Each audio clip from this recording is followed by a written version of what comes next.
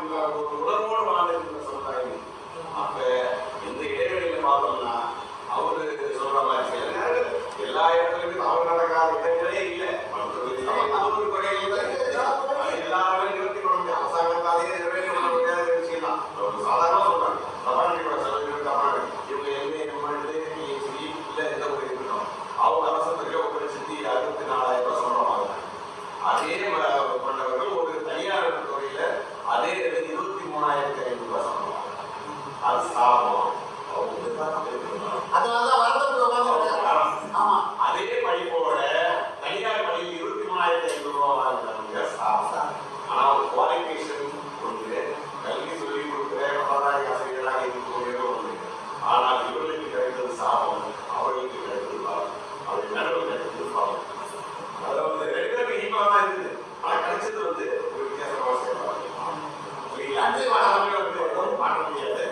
சப்பாத்தி ஒரு கேள்வி வந்து ஆனால் அது இயற்கையிலே ஒரு விஷயம் தான் இல்லைங்களா? இப்போ அதே கல்வி தான், அதே செயல்பாடுகள் தான், அதே பிரசு அவங்க சொல்லிக் கொடுக்குறாங்க. தனியார் துறை எல்லாம் சொல்லிக் கொடுக்குறாங்க. நீங்க அரசு துறையில் சொல்லிக் கொடுக்குறாங்க. ஆனால் உங்களுடைய வருமானம் வீட்டிய வருமானம் உங்களுக்கு வரும்.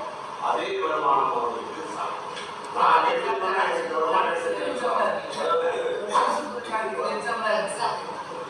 எல்லாத்தையும் இருக்கு.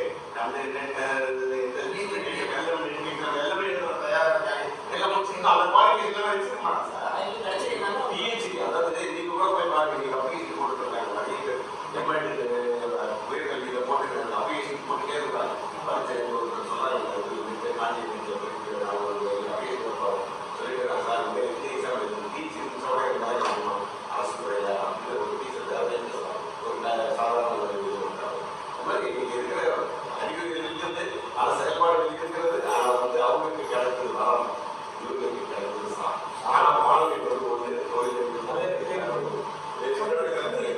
அதாவது பணம் வரம் தான், அந்த மாற்றுகிறது இல்லை. ஆனாலும் அந்த பணம் செயல்பட முடியாத ஒரு காலகட்டமும் வரும், கொரோனா காலகட்டம். அதே நேரத்தில் இப்போ சமீபத்தில் ரத்தன் டாட்டா வந்து மருத்துவமனையாக இருக்கும்போது அவர் ஒரு வார்த்தை சொல்றார், என்கிட்ட வந்து கோடிக்கணக்கான ரூபாய் இருக்குது, ஆனால் எத்தனை கோடி கொடுத்தாலும் என்னுடைய வழி யாரும் வாங்கிக்க முடியாது, அந்த பணத்தோட செயல்பட முடியல, அதுக்காக பணத்தை இழக்க முடியாது. அதுதான் வந்து அளவோட இருந்தா வரம், அளவோட இருந்தா சாபம். சாபம்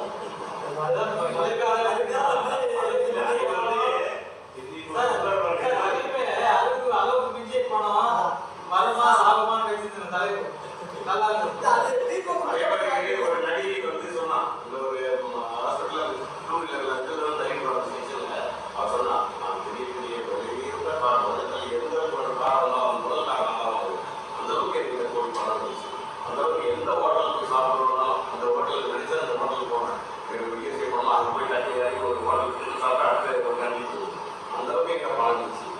எல்லாம் இருந்துச்சு, எல்லாம் கிடைச்சதை சாதிக்கக்கூடிய எல்லாமே இருந்துச்சு. ஆனால் இந்த இந்த வீல் சேர் மட்டும் உட்காந்துருக்கேன், கால் இருந்தாலும் கூட இந்த வீல் சேர்ல தான் என்னுடைய வாழ்க்கை அப்படின்னு சொல்லி பார்த்தோம். ஒரு நடிகை பெரிய அப்புறம் செல்வங்கள் இருந்துச்சு. சாபம் 1 மாசம் வாழ முடியல. ஆனால் அது சாபம், அவ்வளோ பணம் இருந்து சாபம். ஆனால் தேவைக்கு 1 மாசம் ஒரு படம் ஒண்ணு ஓனர் வந்து செத்து போறாரு, ஒரு வண்டியில போறாரு, பின்னால பின்னால போறாரு, அவர் காலில் வந்து ரைட்டு போனேன்.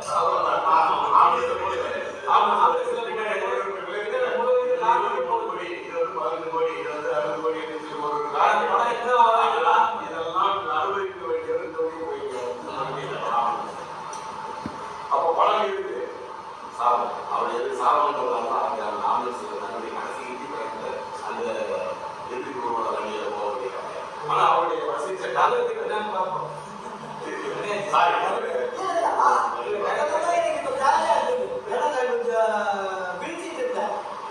இப்போ விழிப்புணர்வு வந்துச்சு. அந்த விழிப்புணர்வு வித்தியாசம்.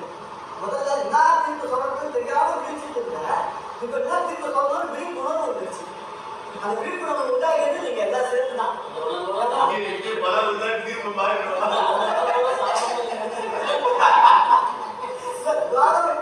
தோடாத நோக்கம். இன்னொன்று அந்த விவாதத்துக்கு துணை நின்று நோக்கம் இருக்குது. நீங்களே சொந்த பட்டிமன்ற பேச்சாளர்களாக மாறி நோக்கங்களாக மாற்றம் அல்லாமல் பேச்சாளர்களாக மாறி எனக்கு துணை நின்றதுக்கு உங்களுக்கு நன்றி வாய்க்கிறது பாராட்டுகள். இப்போ தீர்ப்பு சொல்றது ரிலீஸ் ஆயிடுச்சு. இப்போ எப்படி தீர்ப்பு சொல்றது அப்படின்னு சொன்னா இதுதான் ஆரம்பத்தில் இதுக்கு எப்படி இந்த கடிகாரம் எப்படி சுற்றி திரும்பும் அதே மாதிரி தான் சுத்தம். முதல்ல சட்டத்துறையா வாய்ப்புறையே சொன்னார் இல்லைங்களா, அதுதான் அளவோட இருந்ததுன்னா அது வளம், அளவுக்கு மிச்சிச்சுன்னா அது சாகும். பணம் தேவைதான், அது நம்ம தலைப்பே கிடையாது. பணம் தேவைதான், அது வரவா சாகவா அப்படின்னு இதே மாதிரி குழந்தைகள் வந்து அளவோட இருந்தா அது அந்த வீட்டுக்கு வரும், அளவுக்கு இருந்தா அது சாகும். அதேதான் இந்த குடும்ப கட்டுப்பாடு பணம் இருக்கு அதோட இருக்கும். அதனால மூலையே முடிவு தமிழையா நிறைய பிரிச்சுட்டாங்க. பணம் ஏன் மூலையை பிரிச்சாங்க சொன்னா நிறைய கூட உங்களுக்கு தேவை அவ்வளோதான். அப்படி இருந்தாதான் உங்கள் தேவையிலே அந்த பணம் பூர்த்தி பண்ணணும். அப்படி இல்லைன்னா அது பணத்துக்கு தேவையை நீங்களாக பூர்த்தி பண்ண வேண்டியது. அந்த பணம் எங்கே போகிறோம் அது பின்னால் தான் ஓட வேண்டியிருக்கும். அது ஓடக்கூடிய ஆரோக்கியத்தை உங்களுக்கு தருவானா தரா என்ன சாப்பிட்டு சொன்னீங்க எல்லாம் தள்ளுபடி அந்த இடத்துல போக வேண்டிய வாய்ப்பு வரும். ஒரு கல்யாணத்தில் கலந்துக்கலாம், வாழையில போட்டு இதெல்லாம் நான் ஒரு எலெக்ஷனில் ஒரு 6 ஸ்வீட் வச்சேன் இல்லையா, அது மாதிரி ஒரு 6 ஸ்வீட் வச்சுருக்காங்க. சக்கரை வியாதி ஒருத்தருக்கு ரொம்ப அவெல்லாம் பார்த்துட்டு வந்தாரு. 4 மணி நேரம் இருக்குது பார்க்குறாரு, நாட்டில் தண்ணி வருது, நீர் உருக்குது, அதை சாப்பிடுங்க. நோவுக்கு வேலை தான் பார்க்குறது ஒரு புடி பிடிக்கல 6 ஸ்வீட் குறை இருக்குங்க, 2 ஸ்வீட் வச்சுருக்காங்க அப்படின்னு. இப்போ இதில் உண்மையான பழக்கம் இருக்குங்க. அந்த யாருக்கு வரும் யாருக்கு சாப்பிட பணம்னா ஏழைக்கு வரலாறு பணம் அந்த பணக்காரருக்கு சாப்பிட மாதிரி போச்சு. அவர் என்ன நினைச்சிட்டாரு, நம்ம நிறைய பணம் சம்பாதிச்சு வச்சுக்கிறோம், இது வரணும்னு நினைச்சாரு அந்த பணக்காரர். ஆனால் அது அந்த ஏழைக்கு தான் வரலாச்சு. ஆக அந்த பணம் அப்படின்றது எந்த இடத்துல இருக்கு, அது எதுக்காக பயன்படுது அப்படின்ற பொறுத்து அது சாதமா அது வரமா.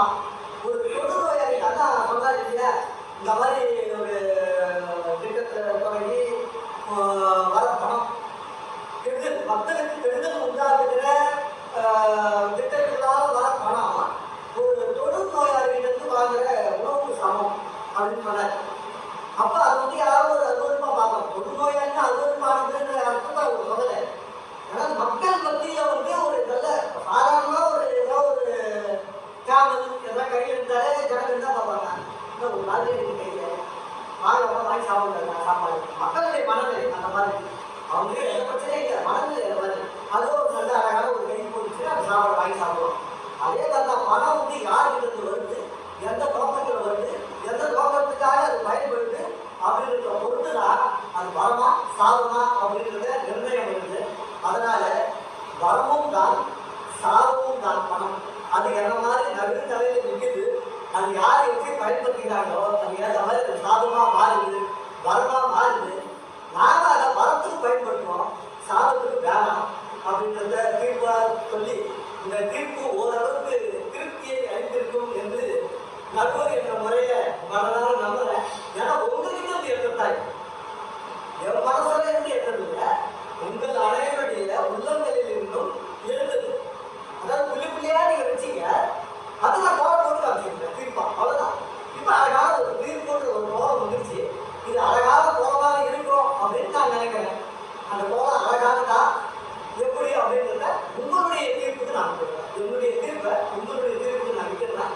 இதுவரை அமைதி காத்து பொறுமை காத்து இந்த 2 அணிகள் மாற்றமல்ல விவாதம் செய்வதற்கு பார்வையாளர்களாக நாங்களே பட்டிமன்ற பேச்சாளர்கள் என நிரூபித்த அனைத்து பார்வையாளர்களுக்கும் எனது ஆர்வ நண்பர்களுக்கும் இந்த மாதிரி ஒரு பட்டிமன்றம் அது சாதனை